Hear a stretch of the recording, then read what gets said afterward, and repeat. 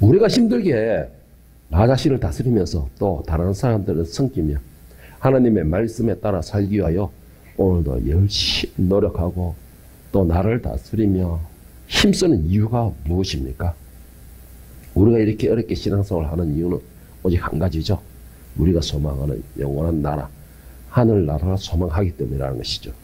그리고 또 그곳에 주면 천국, 하늘의 나라에 들어가기 위한 것이다 라는 것이 우리의 이유고 목적이라는 것입니다. 그것은 바로 예수님께서 언약하신 낙원, 우리가 영원히 몸을 그 처소에 들어가기 위함이고, 또 예수님께서는 우리를 위하여서 또 친히 그 천국에 우리가 거할 처소를 준비하러 가신다라고 약속도 하셨습니다. 그래서 우리는 그 언약을 믿고서 우리는 그 낙원에 들어가서 천국에서 우리가 소유할 땅에서 우리가 평안을 누리는 것을 소망으로 삼고 있는 것입니다. 그래서 오늘도 이 자리에 앉아 있는다고 저는 믿습니다. 요한복음 14장 1절에 3절에 보면 예수님께서 이렇게 약속하셨습니다. 너희는 마음에 근심하지 말라. 하나님을 믿으니 또 나를 믿어라. 내 아버지 집에 거할 곳이 많도다. 그렇지 않으면 너희에게 일렀으리라. 내가 너희를 위하여 거처를 예비하러 가노니 가서 너희를 위하여 거처를 예비하면 내가 다시 와서 너희를 내게로 영접하여 나 있는 곳에 너희도 있게 하리라. 우리가 지금 이 순간에도 참 힘들고 어렵고 피곤한 이 상황에서도 나를 다스리며 내 속에서 속삭이는 욕망과 또 즐거움과 세상의 이런 모든 유혹을 안 돼! 라고 하면서 눌러가면서 뿌리치면서도 이 자리에 앉아 있는 이유가 바로 방금 이거든. 요한복음 14장 1절 3절에 예수님의 언약을 믿기 때문에 이 자리에 앉아 있다고 저는 믿습니다. 그런 여러분들은 또 그 예수님의 언약이 이루어지기를 예수님의 이름으로 축복합니다. 오늘도 그 언약을 믿기 때문에 그 언약이 나로 성취되기를 원하기 때문에 오늘도 나 자신을 훈련시키는 이 훈련의 자리에 앉아 있는 것입니다. 그렇게 훈련을 받은 사람만이 또한 정규군으로서의 이 역할을 감당할 수가 있는 것입니다. 저도 목회를 시작하기 전에 정말 꿈도 많고 세상을 향한 그런 목표도 많이 있었습니다. 일부 예배에서도 말씀드린 것처럼. 그래서 그걸 이루기 위해서는 정말 나이에 비해서 안 해본 일이 없을 정도로 정말 밤낮 없이 설쳤습니다. 밤낮 없이. 그렇게까지 설쳤으면서도 이런 것은 참 뭐냐면 허망하구나. 이런 것이 참 느껴지더라고요. 그리고 난 뒤에 제가 이 목회를 이제 신앙을 공부하면서 성경을 쭉 읽으면서 제가 깜짝 놀란 장면이 하나가 있었습니다. 깜짝 놀란 장면이 있었는데 그 성경을 읽으면서 왜 깜짝 놀랐냐? 한동안 내가 꿈만 쫓아가고 이 목표만 위해서 달려가던 거 내가 항상 먼 미래 10년, 20년, 30년, 50년 후의 뭐 꿈까지 계획까지 먼 미래 평생에 늙을 때까지 계획을 세워가면서 그 계획을 쫓아가고 그것을 또 설계하고 그렇게까지 살았었습니다.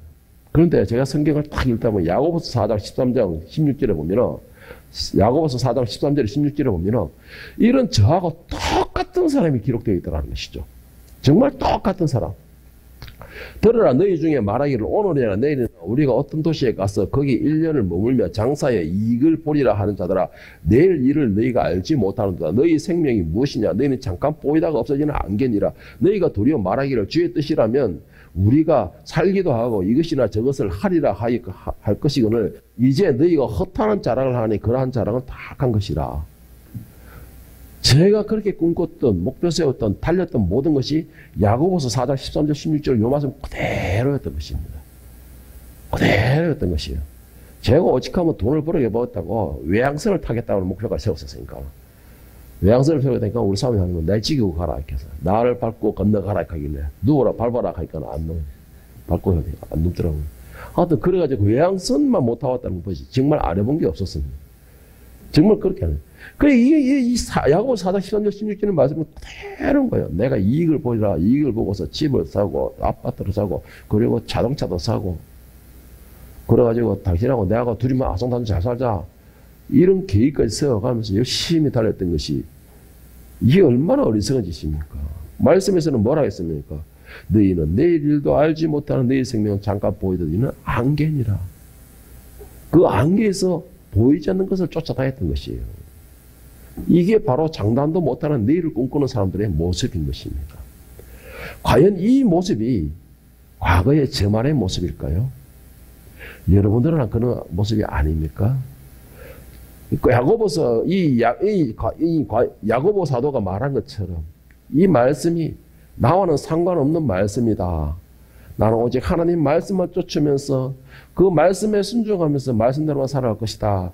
라는 사람은 확실하게 천국을 소망하며 달려가는 사람이 맞습니다. 맞습니다. 그런데 이 야고보 사도가 말한 이 4장 13절 17절의 말씀이 나와 연관이 되는구나. 왜 찔림이 오지? 뭔가가 내보고 하는 말씀 같은데 라고 생각하면은 죄송한 말씀이면 제 개인적인 생각으로는 하늘나라에 갈 수 없을 것이라고 저는 생각을 합니다. 왜? 이 야고보서 4장 13절 16절 말씀은 세상을 향하여 세상을 목표로 두고 세상의 것을 취하기 위해서 달리는 사람의 모습입니다. 그러니까 천국하고는 상관이 없는 것이죠. 그러면서 말하는 것 15절에 너희가 도리어 말하기를 주의 뜻이면 우리가 살기도 하고 그것이 저것 하리라. 말만 주의 이름을 부르는 것이죠. 입으로만. 그러나 자기의 삶에서 예수라는 흔적은 그냥 흔적만 있을 뿐이에요. 그러니까는 천국으로 가기에는 조금 무리가 따르지 않을까라는 생각을 하면서 또한 입으로는 하나님을 아바 아버지라 부른다라는 것도 너무나 가식적인 그런 사람의 모습이 아닐까라는 생각을 하는 겁니다. 그 이유는 예수님께서는 분명히 천국에 들어갈 수 있는 자격, 천국에 들어갈 수 있는 사람이 그 자격을 갖춰야 되는데 그 자격이 과연 무엇이냐라는 것을 확실하게 말씀을 하셨기 때문이라는 것이에요. 예수님께서 말씀하신 천국으로 들어갈 수 있는 자격을 갖춘 사람의 조건과 야고보서 4장 13절에서 나오는 그 조건은 전혀 반대의 조건입니다. 그럼 예수님께서 말씀하신 천국에 들어갈 자격을 갖춘 사람은 어떤 사람이냐? 요한복음 3장 5절 7절에 말씀하시길 예수께서 대답하시되 진실로 진실로 너희에게 이르노니 사람이 물과 성령으로 나지 아니하면 하나님 나라에 들어갈 수 없느니라. 육으로 난 것은 육이요 영으로 난 것은 영이니 내가 너에게 거듭나야 한다는 말을 놀랍게 여기지 말라. 천국에 들어갈 수 있는 방법으로 예수님께서 말씀하신 길은 예배를 열심히 드린다고 들어가는 것도 아니에요. 그렇다고 봉사를 많이 하는 것도 들어가는 것도 아니에요. 헌금을 많이 낸다고 들어가는 것도 아니에요. 직분이 높다고 들어가는 것도 아니라는 것입니다. 아니라는 것이에요. 제가 한 2주 후에 또 장로 피택에도 완전히 가겠지만 내가 가면서도 참 지금도 의문이 많이 생겨요. 내가 과연 그 장로 세우는 사람의 머리에 손 얹어가지고 기도한다는 것이 과연 맞는 것인가? 과연 요즘에 하나님의 종이 종다운 사람이 과연 얼마나 있을까? 직분이 높다고 올라가는 것도 아니라는 것이죠. 그렇다면 과연 천국은 어떤 사람이 갈 수 있다는 것일까요? 천국은 어떤 사람이 간다는 것일까요? 천국에 갈 수 있는 방법을 오늘 본문에서는 세 가지로 나누고 있습니다. 세 가지로 나누고 있어요. 오늘 본문을 먼저 한번 읽어보겠습니다. 사도행전 2장 37절에 41절까지 우리 함께 같이 보겠습니다. 그들이 이 말을 듣고 마음에 찔려 베드로와 다른 사도들에게 물어 이르되 형제들아 우리가 어찌할꼬 하거늘 베드로가 이르되 너희가 회개하여 각각 예수 그리스도의 이름으로 세례를 받고 죄사함을 받으라. 그리하면 성령의 선물을 받으리니 이 약속은 너희와 너희 자녀와 모든 먼데 사람 곧 주 우리 하나님이 얼마든지 부르시는 자들에게 하신 것이라 하고 또 여러 말로 확정하여 권하여 이르되 너희가 이 피획한 세대에서 구원을 받으라 하니 그 말을 받은 사람들은 세례를 받으매 이 날에 신도의 수가 3,000이나 더하더라. 본문에서는 천국에 들어갈 수 있는 방법으로 나열을 쫙 하고 있어요. 저는 간추려서 이걸 세 가지로 한번 분류를 시켜봤습니다. 세 가지로 분류시키는데 첫 번째, 천국에 들어갈 수 있는 방법 첫 번째는 뭐냐? 가장 기본적입니다. 가장 기본적이고 이게 안 되면 두 번째, 세 번째 아무리 열심히 해도 소용없다는 것이에요. 첫 번째가 뭐냐? 회개하라는 것입니다. 회개하라. 회개하는 사람이 천국에 올라가서 가장 기본 자세를 갖추게 된다, 자격을 갖추게 된다라는 거예요. 베드로의 설교를 들었던 많은 사람들이 어떤 반응을 보였습니까? 먼저 찔림을 받았다라고 했습니다. 찔림을 받고 제자들에게 묻기를 우리가 어떻게 해야 될지 물었습니다. 그에 베드로가 하는 말이 이렇건 저렇건 뭐 예배를 잘 들으시오, 뭐 말씀을 잘 들으시 이런 말이 없어요. 딱 먼저 제일 나온 말이 뭡니까? 회개하라라는 것입니다. 천국에 들어갈 수 있는 가장 기본적이면서도 가장 중요한 핵심은 회개하는 사람이 천국에 들어가는데 38절은 베드로가 이러는데 너희가 회개하여. 여러분 하나님과 우리와의 관계가 끊어진 이유가 뭡니까? 우리의 교만으로 인한 생긴 죄 때문에 끊어진 것입니다. 죄로 인하여 하나님과 우리의 관계가 끊어진 것이에요. 그리고 그 죄가 들어오면서 교만이 들어오게 되고 모든 근본의 원인은 죄로 인해서 되겠어요. 죄로. 그런데 우리는 가장 근본적인 이 죄 문제를 갖다가 제일 나중에 해결하다가 아니면 감춰버려요. 감춰버립니다. 여러분 죄 문제는 사람은 감출 수 있어요. 사람은 숨길 수 있습니다. 사람은 속일 수가 있어요. 그런데 중요한 것은 성령은 속일 수가 없다는 것입니다. 성령은 속일 수가 없다는 것이에요. 우리가 이걸 잘 잊어버려요. 정말 잘 잊어버립니다. 우리가 사람을 속였으면 그 사람을 속였다고 생각하는데 가장 중요한 거, 그 사람을 살리고 죽이게 하는 성령은 우리가 별로 그렇게 크게 관심을 안 가져요.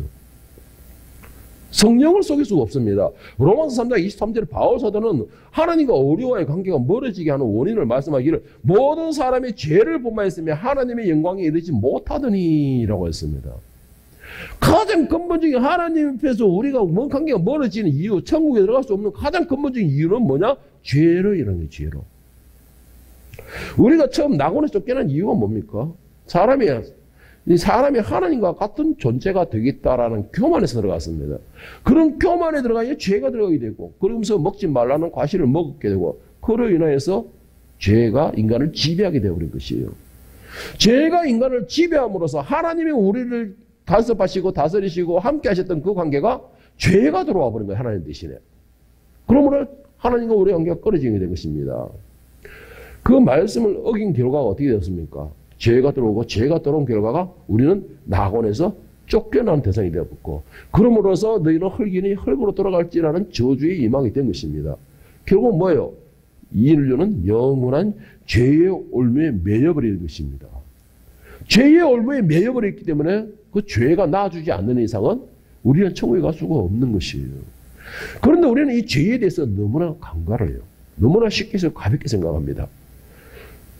그러니까 하나님께서는 이 죄의 문제, 이것이 해결되지 않으면 우리가 천국에 갈 수 없음을 누구보다 잘 아시는 분이 하나님이시기에 결국은 하나님께서 어떻게 하셨습니까? 로마서 3장 23절 24절에 보면 바울사도는 이렇게 말합니다. 모든 사람이 죄를 범하였으며 하나님의 영광에 이르지 못하더니 그리스도 예수 안에 있는 속량으로 말미암아 하나님의 은혜로 값없이 의롭다 하심을 얻은 자가 되었느니라. 하나님께서 직접 속죄물이 되신 것이에요. 직접 속죄물이 되신 거예요. 그런데 중요한 게 하나가 있어요. 하나님께서 속죄물이 되셔서 죄에 속량할 수 있는 조건은 갖춰졌지만은 그러면 죄가 없어졌나? 아니에요. 우리에게 있는 죄는 그대로 있어야지. 그러면 그 죄는 어떻게 해결해야 되냐? 그리스도의 앞에 나와서 회개하는 자. 그 그리스도의 십자가의 보혈로 씻음 받아야지만이 죄 문제가 해결이 되는 것입니다. 이 과정이 있어야 되는 것이에요. 그래야지만 죄 문제가 해결되는 거예요. 그것이 뭐냐? 회개라는 것이에요. 그게. 주님 앞에 나와서 자복하고 엎드려 자비를 구하는 것, 바로 이게 회개의 가운데 있는 것입니다. 이런 회개의 절차가 있어야지만이 죄 문제가 이 최초 때 사람들이 점했던 그 죄의 올무에서 벗어나갈 수 있고 풀려나는 역사가 일어나는 것입니다. 오늘 본문의 사도행전 2장 39, 40절에도 이 약속은 너희와 너희 자녀와 모든 먼데 사람 곧 우리 주 하나님이 얼마든지 부르시는 자들에게 하신 것이라. 또 여러 말로 확정하여 권하여 이르되 너희가 패역한 세대에서 구원을 받으라. 자, 39절에 말했던 이 말씀이 뭐냐? 이 죄를 회개하는 데의 대상은 유대인에게만 있다?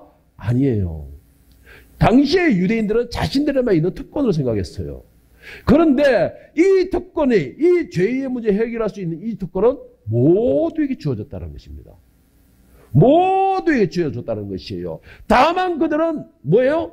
이들은 너희가 패역한 세대에서 돌아와서 예수 그리스도 앞에 자복하여 구원을 받으라는 것이에요. 자복하는 자가 구원을 받게 된다는 것입니다. 우리가 천국에 들어가기를 원하고, 천국에는 다 들어가고 싶어 하죠. 믿는 사람이든 믿지 않는 사람이든 모두가 소망하는 건 천국에 들어가는 것입니다. 천국이 어떤 곳인지는 모르지만 일단은 좋은 곳이라 지옥만큼은 지옥보다는 좋을 거 아니에요. 그러니까 천국은 들어가고 싶어 해요. 그런데 천국에 들어가고 싶어는 하는데 천국에 들어갈 수 있는 필수 조건은 모르고 있는 것입니다. 교회 다닌다고 할까요? 아니에요, 여러분. 아니에요. 만약에 교회 다닌다고 해서 알고 교회 다닌다고 해서 천국 간다고 하면 하나님께서 심판을 교회에서 시작하지 않아요. 하나님의 심판은 어디서 시작한다? 예루살렘에서 시작한다 그러셨어요. 왜? 거기는 교회예요. 믿지 않는 자는 어차피 심판을 받았지만 이제 심판하는 건 누구예요? 우리 교회에서 심판받는 거예요. 그 말씀의 뜻이 뭐예요? 교회 다닌다고 다 아는 건 아니다. 교회 간다고 해서 다 회개한 사람은 아니다. 교회 간다고 해서 다 구원받은 사람은 아니다라는 말을 반증하는 것입니다. 그렇기 때문에 이 자리에 있는 여러분도 그렇고 저도 그렇고 이 말씀에 두려워해야 돼요. 내가 교회에 간다고 그래가지고 다 구원받았냐? 아니라는 것이에요. 이 패역한 세대에서 구원을 받으라라고 했잖아요. 로마서 10장 13절에서도 문제를 뭐래? 누구든지 주의 이름을 부르는 자는 구원을 받으리라. 구원을 받으라 했는데 뭐 어떻게 구원을 받냐? 주님 앞에 나가는 자들, 그 앞에 자복하여 엎드린 자들, 그 십자가의 피로서 씻음 받은 자들, 이 모든 것이 이루어지기 위해 가장 제일 먼저 해야 되는 거 회개하는 거예요. 주님, 나에게 이 죄인 중에 괴수가 이 자리에 나왔습니다. 차마 이 자리에 나올 자격도 안 되는 내가 그리스도의 십자가의 자비를 얻고자 이 자리에 엎드렸습니다. 나를 용서하여 주시옵소서. 나를 불쌍히 여겨 주시옵소서. 나에게 자비와 긍휼을 베풀어 주시옵소서라고 엎드려서 울부짖는 사람에게 그 그리스도의 피가 나를 씻겨준 역사가 일어나는 것입니다. 그게 회개의 역사예요. 이 역사가 없는 사람들에게는 그 어떤 사람들도 천국에 들어갈 수 있는 자격은 주어지지 않는 것입니다. 구원을 받고자 하는 사람도 제일 먼저 해야 되는 것은 회개하는 겁니다. 회개하는 것. 천국에 가고자 하는 사람도 제일 먼저 하는 것은 회개해야지만 천국에 갈 수가 있는 것이에요. 구원을 받아서 천국에 가고자 하는 사람도, 구원을 받고자 하는 사람들도 제일 먼저 해야 되는 것은 회개의 역사가 일어나야 되는 것입니다.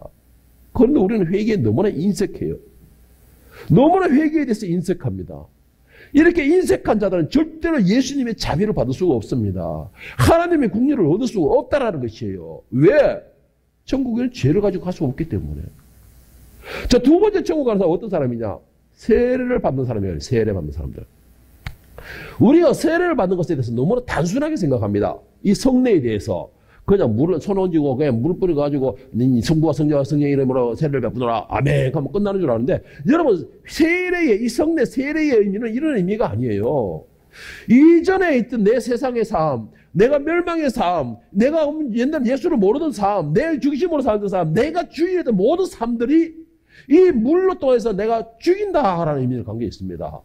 죽인다라는 의미를 가지고 있어요. 이 말이 무슨 말이에요? 죄의 속박에 있던 그 죄의 저주받은 육신을 죽었다라는 것이에요. 그런 의미를 가지고 있는 게 바로 이 세례의 의미입니다. 그리고 그가 다시 물속에 나와서 다시 호흡할 때는 이제는 내가 멸망의 세속적인 그 모든 것이 죽고 이제 다시 살아난다는 것은 예수 그리스도의 생명으로 다시 태어난다는 것이에요. 예수 그리스도의 생명으로 다시 부활했다는 거예요. 이거는 무슨 말이냐? 하나님께서 마신 하늘에 맞는 사람의 새 피조물로 태어났다는 것입니다. 이게 바로 세례의 의미인 것이에요. 그래서 베드로 사도는 오늘 뭐라고 했습니까? 38절에 각각 예수 그리스도의 이름으로 세례를 받고 죄사함을 받아라. 세례를 받고 죄사함을 받아라. 세례의 의미가 바로 그것이에요.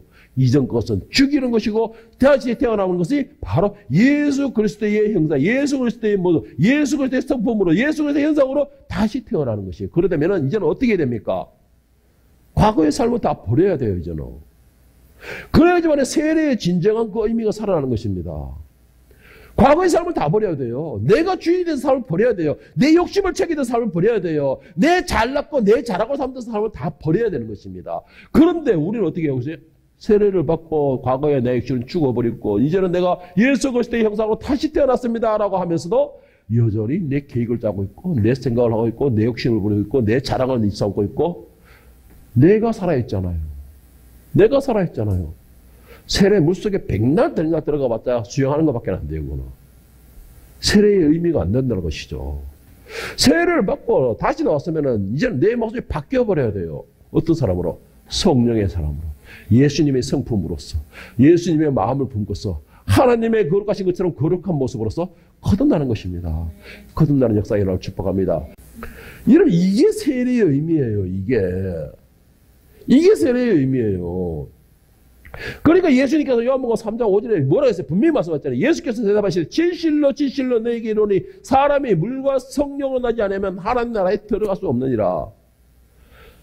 물도 세례고 성령도 세례라는 것이에요. 성령도 세례인 것이에요. 성령 세례에서 우리 영혼을 태워버리는 것이잖아요. 이런 역사가 일어난 사람만이 천국으로 들어갈 수가 있다는 것이에요. 육신은 저주의 상징입니다. 그래서 예수님께서 육신의 피조물을 입고 왔던 것을 죽이시고 그 죽이심으로 해서 하나님께서 거룩한 새 생명으로 새 피조물로 다시 부활하게 하셨고 그리고는 그 새로운 육체를 가지고서 하늘로 올라가셨던 것이에요. 여러분, 내가 먼저 육신의 모든 것을 죽어야지만이 예수님이 거룩한 그 성품으로 다시 부활의 역사가 일어나는 것입니다.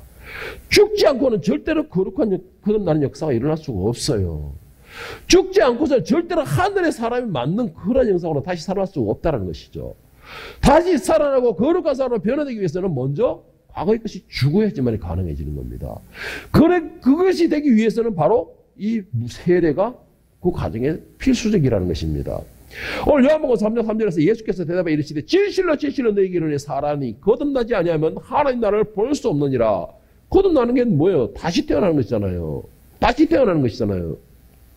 내가 아무리 천국을 소망한다 할지라도, 아무리 내가 하늘의 사람이라 할지라도, 내가 하나님의 자녀라는 입으로 떠들어서 한다 하더라도 정작 중요한 것, 죄의 상징인 육신이 죽지 않으면요, 하늘에 맞는 사람, 하나님의 자녀다운 모습으로 거듭나는 역사가 일어날 수가 없는 것입니다. 이게 가장 기본적입니다, 여러분. 그런데 우리 모든 사람들은 이 과정을 정말 싫어하죠.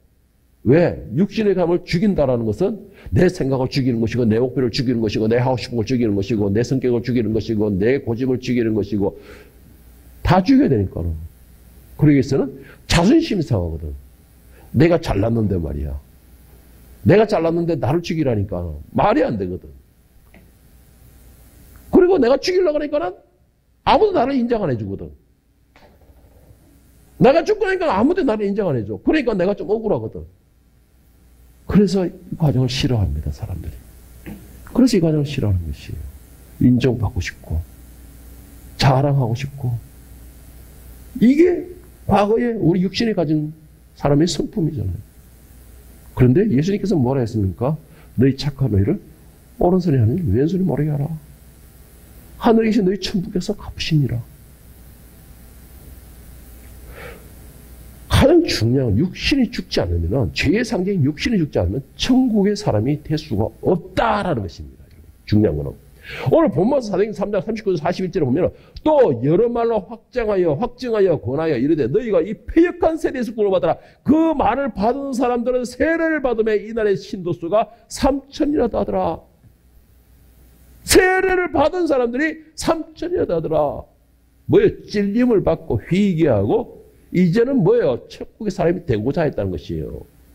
그러니까 물속에 들어서 과거에 내 사람을 죽이는 겁니다. 죽이고 나니까 어떻게 합니까? 이제는 모두가 자기 소유를 팔아 나누어 주더라. 자기 소유가 가질 때는 뭐예요? 내 것이었습니다. 내 자랑이었어요. 내 힘의 상징이었고 내 권력의 상징이었고 내가 내 자랑을 삼을 수 있는 모든 상징이 있대. 그 모든 것을 이제는 물속에 들어갔다가 나오고 나니까는 성령의 사람이 되니까는 그것이 결코 내 자랑과 내 힘과 내 권력이 될 수가 없다는 것이죠. 그러니까 다 갖다 팔아 나눠주는 것이죠. 이게 거듭나는 예수님의 사람으로 다시 태어난 사람의 모습인 것입니다. 끝까지 쥐고서 입으로만 예수를 부르짖는 사람이 아니고 끝까지 쥐고서 내 자랑을 삼고 내가 세워지는 것이 아니고 그 모든 것을 다 버리고 이제는 나눠주는 것이에요. 이게 거듭난 사람, 천국의 사람으로서의 모습인 것입니다. 그래서 세례는 이 과정이 필요한 것이에요. 여러분, 세례를 받고 거듭났다는 사람은 분명히 말씀드리지만 세상 사람과는 분명히 달라야 됩니다. 분명히 달라야 돼요. 뭐가 달라야 되냐? 언어가 달라야 됩니다. 생각도 달라야 돼요. 어떻게? 부정적인 생각 한다면 긍정적인 생각으로 바뀌어야 되는 겁니다. 내 생각이 긍정 생각으로 바뀌어야 돼요. 내 언어가 바뀌어야 돼요. 그리고 또 한 가지, 내가 먼저 사랑해야 됩니다. 예수님께서 우리를 사랑하셨어요. 하나님께서 우리를 사랑하셨어요. 우리가 하나님의 성품, 예수님의 성품을 받아서 태어났는데 왜 그 성품, 사랑하는 성품은, 내가 먼저 사랑하는 성품은 왜 본받지 못하죠? 그러면 그건 거듭난 역사가 아니에요. 내가 먼저 사랑하는 것입니다. 그리고 또 한 가지, 내가 먼저 섬기는 것이에요. 주께서 말씀하시길 나는 섬김을 받으러 온 것이 아니요 섬기러 왔다고 그러셨습니다. 예수님은 그렇게 섬기러 왔는데 왜 우리는 섬김을 받으려고 하고 있습니까? 예수님은 더 낮은 자리에서 앉으려고 했는데 왜 우리는 자꾸 높은 자리만 택하고 있죠? 그거는 과거의 삶을 그대로 가지고 있는 것이에요. 그거는 마지막 세 번째는 성령을 선물로 받아야 된다. 성령을 선물로 받아야 된다. 여러분, 천국으로 가는 티켓, 그리고 예수님의 제자라는 증명, 이 모든 것에 가장 기본적으로 쫙 따라가고 증명할 수 있는 방법은 오직 한 가지밖에 없습니다. 성령으로 바뀌는. 성령으로 바뀌는 다시 방법이 없어요. 내가 이 말은 내가 하늘의 사람인 것이 증명할 수 있는 방법이 오직 성령님밖에 없다라는 것이에요. 내가 하늘의 사람, 예수님의 사람, 예수님의 그 십자가를 시선받았다는 그 증명할 수 있는 분은 오직 하나님, 성령님 한 분밖에 계시지 않는다는 것입니다. 로마서 8장 14절 16절에 보면은 무릇 하나님의 영으로 인도함을 받는 사람은 곧 하나님의 아들이라. 16절에 보면 성령이 친히 우리의 영과 더불어 우리가 하나님의 자녀인 것을 증언하시나니. 우리가 천국에 올라갈 수 있는 티켓을 가진 분도 성령님이시요. 내가 예수님의 제자라는 것을 증명할 수 있는 분도 예수님이요. 하나님은 심판은 너 죄인이야 심판을 때릴 때도 하나님 그게 아니면 얘는 예수님의 피로서 성자 하나님의 피로서 씻음받고 열심히 하늘의 사람을 만든 훈련을 열심히 받았다라고 증명해 주시고 변해 주신 분도 성령님이시라는 것이에요. 그게 성령님이라는 것입니다. 성령님이 정언이 없으면 우리는 천국이 문 앞에도 못 갑니다. 성령님이 주신 티켓이 아니고서는 우리는 천국 열차를 탈 수가 없어요. 사도행전을 보면서 사도행전 3장 38절 39절에 보면 베드로가 이르되 너희가 회개하여 각각 예수 그리스도의 이름으로 세례를 받고 죄사함을 받으라. 그리하면 성령의 선물로 받으리니 이 약속은 너희와 너희 자녀와 모든 먼데 사람 곧 우리 주 하나님이 얼마든지 부르시는 자들에게 하신 약속이라. 사도행전 3장의 2장인 건데요. 성령님의 정언이 아니고서는요, 우리는 천국에 갈 수가 없다는 것이에요. 그러면 성령을 받기 위해서는 어떻게 해야 되느냐? 다시 1부터 내려오는 거예요. 어떻게? 제일 먼저 회개의 역사가 일어나야 됩니다. 그리고 거듭나는 역사가 일어나야 돼요. 이 거듭나는 역사, 회개의 역사가 일어난 다음에 그 사람에게는 성령께서 자리를 잡게 돼요. 성령께서 자리를 잡게 돼요. 그리고 성령이 자리를 잡게 되면 이제부터는 내가 죽은 거예요. 내가 죽은 것입니다. 내가 죽으니까는 이제는 하늘의 사람으로 다시 부활의 역사가 일어나는 것이고 거듭난 역사가 일어나는 것이고 하늘의 사람은 거듭나니까는 이제부터는 주관을 누가 하시느냐? 성령께서 그때부터 하시는 것이에요. 하늘의 음성을 사용하게 하시고 예수 그리스도의 성품을 담게 하시고 예수 그리스도의 마음을 가지게 하시고 그 마음은 뭐예요? 불쌍하게 여기는 마음, 사랑하는 마음, 긍정적인 마음, 희망과 소망을 주는 마음, 세상을 향해 빛을 발하는 마음, 이런 것을 가지는 것이 성령께서 하시는 것이에요. 여러분, 우리가 정말로 천국 가기를 소망한다면 가장 기본적인 건 이것이 되어야 됩니다. 이것이 되어야 성령이 내 중심에 나를 주관하시는 역사가 일어나야 돼요. 그리고는 성령에서 인도하시는 삶을 살아야 됩니다. 그러니 무슨 말이냐? 성령의 음성에 귀를 기울이는 것이에요. 내가 이렇게 성령의 삶을 살아갈 때 성령의 음성이 들려지는 역사가 일어나는 것입니다. 그리고 성령의 음성이 들려지게 되면 성령의 인도하심에 따라 살려고 노력하게 되는 것이에요. 왜? 그것이 성령의 길이기 때문에. 그것이 형통한 길이기 때문에. 그것이 내가 잘 되어지는 길이고 그것이 바로 내가 천국으로 가는 길이기 때문에. 그래서 성령의 음성을 기르게 되고 성령의 인도하심에 따라 살려고 노력하게 되고 우리가 이렇게 삶을 살 때에 그것이 바로 그리스도의 삶이 되어버려요. 그것이 바로 그리스도의 삶이 되어버립니다. 이런 삶을 살 때에 우리가 나중에 심판관 앞에 섰을 때에 심판하고 있었을 때에 우리에 대한 철저한 변호자는 바로 성령님 되어주시는 것이에요. 그때 성령님 되어주시는 것이에요. 저 사람은 그리스도의 피로써 이미 씻음받았습니다. 저 사람의 죄는 예수님께서 이미 다 지불하셨습니다. 저 사람의 과거의 모든 허물들은 이미 예수님께서 다 청산하셨습니다. 저 사람의 저주받은 과거의 육신의 그 죄의 허물들은 이미 예수님께서 다 씻어내셨습니다. 라고 성령님께서 우리의 변호를 해주시는 거예요. 그러면 심판관은 뭐입니까? 우리라 이거 너 무죄라고 하는 것이 아니고 좋다. 어차피 네 죄를 모두가 치루었으니까 너 석방, 너 천국 들어가 이래 되는 거예요. 내 들어갈 자격을 주어졌어 이렇게 되는 거예요. 무죄가 아니고. 살인한 사람이 형량을 다 치렀다고 그 살인의 죄가 없어지나요? 아니에요. 남아있어요. 다만 이제 그 죄에 대한 대가를 지불했다, 치렀다라는 거 의미지. 똑같은 거예요. 우리가 성령의 그 변화가 없으면요, 우리의 죄가 없어지는 게 아니에요. 변호해 줄 사람이 없다라는 것이죠. 변호해 줄 분이. 오늘 이 자리에 있는 저와 여러분은 천국을 소망하는 사람들이 모였다고 저는 믿습니다. 그렇다면 이제부터는 옛 사람으로서의 고집이나 욕심이나 나만 생각하는 이기적인 모습이라든가 부정적인 언어라든가 이 모든 것은 물속에 들어가면서 세례를 받던 것같이 이미 예수 그리스도의 이름으로 다 죽여버리기 바랍니다. 다 죽일 수 있기를 바랍니다. 그리고 그것을 죽임으로 인해서 사탄과의 고리도 끊어낼 수 있기를 축복합니다. 이렇게 옛사람을 다 죽이고 이제는 옛사람의 모습이 아닌 거듭난 사람으로서 성령의 사람으로서 예수 그리스도의 성품을 입은 사람으로서 거듭났을 때에 성령의 사람으로 내가 먼저 사랑하고 성령의 사람으로 내가 먼저 섬기고 성령의 사람으로 내가 먼저 그들에게 희망과 소망을 부어넣어줄 수 있는 정말 이런 새 사람이 되었을 때에 그때에 이제는 우리에게 영원한 나라의 천국의 주인으로서 부족함이 없고 이제는 이 땅에서 모든 훈련을 겪은 사람으로서 충분히 들어갈 자격이 됩니다. 그에게는 마음도 인품도 모든 인격도 다 갖춰졌습니다. 라고 성령님이 인정해 주시고 성령님이 변호해 주심으로 여러분들이 이런 새 사람, 천국의 사람, 하늘의 사람, 하나님의 자녀, 하늘의 상속권자가 되는 그런 역사가 여러분으로 통하여 시작되어서 일어나기를 예수님의 이름으로 간절히 축원합니다.